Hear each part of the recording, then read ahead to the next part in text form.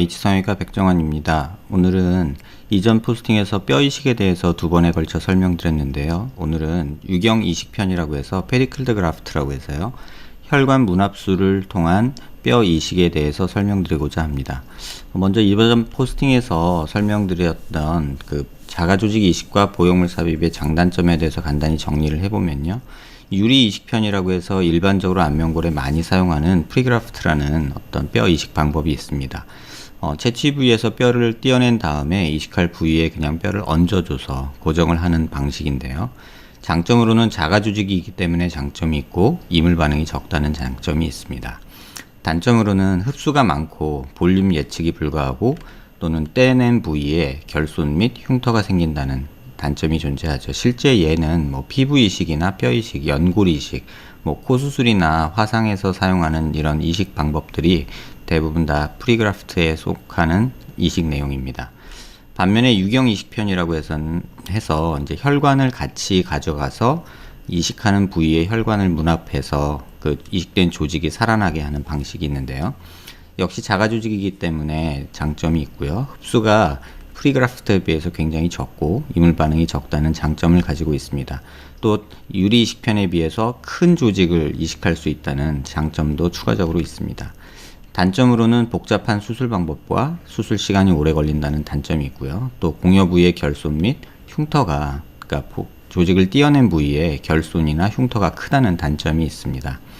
실제 얘는 복합조직 이식이라고 해서 뼈, 피부, 근육 이런 것들을 한꺼번에 이식할 수 있고요. 최근 이슈되고 있는 안면 이식 같은 부분이 바로 이런 유경 이식편에 해당이 됩니다. 이에 반해서 보형물은 공여부가 불필요하고 흡수가 없다는 장점이 있고요. 수술 방법이 위에 있는 두 가지에 비해서 좀 간단하다는 장점이 있습니다. 단점으로는 어쨌든 이물질이기 때문에 이물 반응이 존재하고 또 수술 전 준비가 조금 복잡하다는, 보형물을 준비하고 디자인하고 다듬는 이런 과정이 수술 외적으로 좀 존재한다는 그런 단점이 있습니다. 실제 얘는 뼈 이식 대체 위주로 사용되고 있는 것이죠. 그 다음에는 유리 이식의 종류에 대해서 말씀드리는데요. 프리그라프트는 앞서 설명드릴 때 얹어주는 방식의 온레이 그라프트가 있고요. 실제 적용 부위는 턱끝이나 귀족 수술 등 우리가 그냥 얹어주는 방식의 그런 수술입니다. 접촉면이 대부분 한 면에 이제 국한되는데요. 보통은 뼈 이식을 기준으로 했을 때 한 면이고요. 뼈의 한쪽 면에 닿는다는 뜻이고요. 인터포지셔널 그래프트라고 해서 중간에 끼워 넣는 방식이 있습니다. 광대 갭이나 턱끝 길이 연장 등에 주로 사용되는 방식이고 접촉면은 두 면이 됩니다. 인레이 그래프트라 해서 빈 공간, 치아 같은 경우에 이제 해당되는 내용인데요. 치아 결손 부위나 원통형 결손 부위에 이제 다 메꿔 넣는 이런 방식이죠.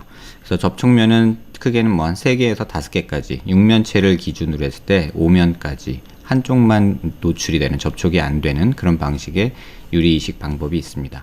이 접촉면이 많이 늘어날수록 뼈가 잘 살아나고 주변 조직과 유합이 일어나기 때문에 접촉력이 많은 게 좋지만 실제 현실에서는 온레이 그래프트나 인터포지셔널 그래프트가 가장 많이 사용되는 방식입니다. 뼈 이식에서 생착률을 결정하는 요소는 다양하게 여기 정리한 것 외에도 많은 요소가 있지만 주로는 채취 부위의 공여부도 영향을 받습니다. 뼈에는 막성뼈와 골격뼈라는 게 있는데요. 이제 멤브라너스 본하고 스켈레탈 본이라고 우리가 표현을 하고요. 피질골이랑 해면골이라고 있는데 이제 코티칼 본하고 이제 해면골, 카버너스 본이라고 하는데요. 그런 뼈 종류가 있고요. 일반적으로 막성뼈, 해면골은 생착률이 높고 이제 피질골이나 어떤 골격뼈는 생착률이 프리그라프트라에서 조금 떨어지는 그런 양상을 보이고 있습니다. 그 다음에 채취된 뼈의 크기가 크면 클수록 생존율이 좀 떨어지는 경향이 있는데요. 그건 이식편이 클수록 뼈 이식이 조금 생착률이 떨어지는, 다시 말하면 뼈의 크기가 작을수록 생존율이 높아지는 장점이 있습니다. 그래서 의도적으로 뼈를 좀 잘게 부숴서 넣는 그런 방식도 치과 영역에서는 많이 사용하고 있습니다. 그 다음에 채취된 뼈의 형태가 중요한데요. 이식될 부위의 결손 부위 형태와 3차원 구조적으로 유사할수록, 다시 말하면 접촉면이 증가하기 때문에 생착률이 높아지는 그런 장점이 존재하게 됩니다. 그 다음에 이식될 부위의 위치, 그러니까 뼈를 채취한 부위 말고 뼈를 이식할 부위의 위치가 중요한데, 이 부위는 움직임이 없는 곳이, 그러니까 움직이면 움직일수록 뼈가 흡수가 많이 일어나고요. 또 하중을 받는 부위보다는 하중을 받지 않는 곳이 생착률이 훨씬 좋은 경향을 보이고 있습니다. 그 다음에 이식될 부위의 혈액 분포, 사실 가장 중요한 내용인데요. 혈관 분포가 좋을수록 뼈가 주변에서부터 피를 공급 잘 받기 때문에 생착률이 높아지는 그런 장점이 있습니다. 주로는 이제 근육 등 혈액이 좋은 연부 조직으로 덮여 있을 때 생착률이 좋고, 염증이나 이런 어떤 이물질이 있는 경우에는 혈액 분포가 좋지 않기 때문에 생착률이 떨어지는 경향이 있죠. 오늘 설명드릴 내용은 주로는 안면골, 하악골 재건에서 주로 사용하는 피뷸라 프리그래프트라고 하는 부분이 있는데요. 종아리뼈라고 일반적으로 통칭하고, 예전 용어로는 비골이라고 했던 그 다리의 정강이 뼈 옆에 있는 이렇게 작은 긴 뼈입니다. 그래서 이런 뼈를 혈관과 피부를 함께 가지고 가서 이식할 부위에 이식하는 방식이 안면골에서는 가장 많이 사용되는데요. 실제 얘는 이렇게 종양으로 인해서 하악골이 일부분이 다 절제된 경우에 있어서 이 뼈의 부족한 부분, 연속성을 회복하기 위해서 이렇게 뼈 이식을 하고, 이렇게 큰 맥시 플레이트라고 하는 굉장히 크고 단단한 플레이트로 이렇게 고정해주는, 그 다음에 페이셜 아테리 베인을 이쪽 비골에서 띄어온 동맥 정맥과 연결해주는 혈관 문합을 해서 이 조직을 살아갈 수 있게끔 하는 이런 방식이 수술이 많이 역사적으로 진행이 되어 왔죠. 최초에는 이렇게 종아리뼈를 한 덩어리로 떼서 이렇게 결손 부위에 끼워 놓고 이렇게 긴 플레이트로 형태를 잡아주는 방식의 수술이 많이 되었는데, 최근에는 3차원 시뮬레이션을 통해서 이런 하악의 곡면에 따라서 이렇게 분절을 만들어서 꺾어주는 이런 방식의 수술을 계획을 하고, 실제 수술도 이런 식으로 최근엔 진행되는 방향으로 발전하고 있습니다. 여기서 앞서서 또 더 발전된 방향으로는 종양이 있는 부위를 절제할 위치를 이렇게 가이드를 만들어서 잘라내게 되고요. 또 종아리뼈를 자를 때 이렇게 곡면을 어떻게 만들지를 미리 계획을 해서 이렇게 자르는 각도를 미리 계산한 이런 가이드를 만들어서 실제로 수술에 이용하고 있습니다. 복잡하게는 절골할 위치 이런 것들 가이드를 세밀하게 만들고, 또 플레이트도 미리 제작을 해놔서 수술 시에 이렇게 가이드에 따라서 뼈를 채취하고 이렇게 고정하는 이런 시뮬레이션 서저리가 최근 많이 발전을 하고 있고요. 이렇게 분절이 많아지면 많아질수록 뼈의 접촉 면적이 적어지게 되는데, 그걸 예방하기 위해서 이런 식으로 각도까지 조절을 해서 뼈의 접촉 면적을 점점 넓히려는 이런 노력들이 시도되고 있습니다. 뼈의 두께나 어떤 곡률까지 고려해서 접촉면을 최대한 많이 만들려고 하는 노력이죠. 이러한 노력에도 불구하고 사실 현실에서는 이러한 조금 재앙적인 결과를 보이기도 합니다. 모든 유경 그러니까 페디클드 그라프트의 단점이기도 한데요. 혈관 문합술이 실패를 할 경우에는 프리그라프트랑 똑같은 상태가 되기 때문에 이렇게 뼈 흡수가 굉장히 많이 일어나게 되고요. 또 혈관 문합술은 잘 되었다 하더라도 또 수술적인 조작이 굉장히 크고 범위가 넓어서 염증 발생이 하는 경우에 또 이렇게 뼈가 많이 흡수되는 경우가 종종 발견이 됩니다. 모든 경우에서 이런 것은 아니지만 이렇게 되었을 때는 차선책이 조금 난감한 상황이 돼버리죠. 조금 더 자세한 이미지를 보면 지금 금속과 뼈를 분리해서 볼 수 있는 음영인데요. 이렇게 오렌지색으로 보이는 뼈는 거의 형태만 남아있고 고정을 위한 금속만 그대로 남아있는 모습입니다. 이 정도 되면 거의 목적을 잃은 그래프트가 되고요.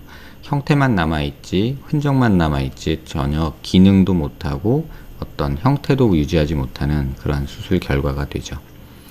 이에 반해서 이렇게 금속 보형물을 이용해서 수술을 하게 되면 설사 수술이 실패하더라도 보형물을 제거하고 다시 또 보형물을 시도할 수 있는 이런 장점이 있기 때문에 플랜 B가 존재하는 좀 수술이 되지 않나 싶습니다.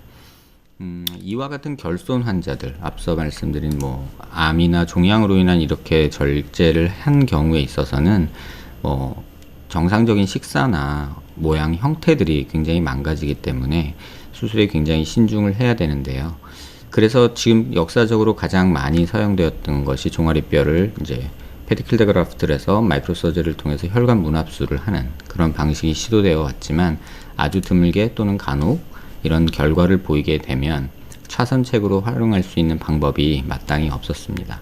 그래서 최근 3D 프린터 관련해서 이제 이러한 것들에 대한 보완책으로 전체적인 뭐 화학을 재건하는 데 있어서 티타늄 금속 보호물을 사용하는 경우도 종종 지금 나오고 있고요.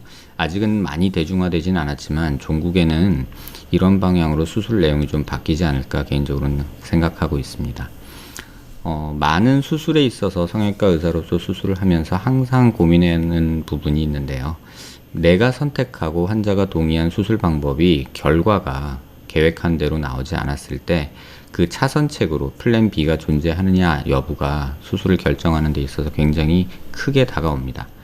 이런 보형물 수술은 설사 실패했다 하더라도 차선으로 다시 한번 시도해 볼 수 있고 몇 번을 시도해 볼 수 있다는 장점이 있는 반면에 이런 종아리뼈를 이용한 이러한 수술은 차선책이 유일하게 남아있는 것은 반대쪽 다리를 또 활용해서 한 번 더 시도해 보는 그런 방법밖에는 없습니다.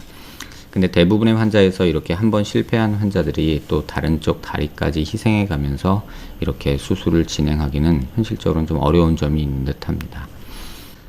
뼈 이식이나 어떤 결손 부위를 재건하는 데 있어서 많은 의사들이 환자들이 고민하는 내용 중에 하나가 어떤 선택이 가장 옳은 선택인가 고민하는 듯 합니다.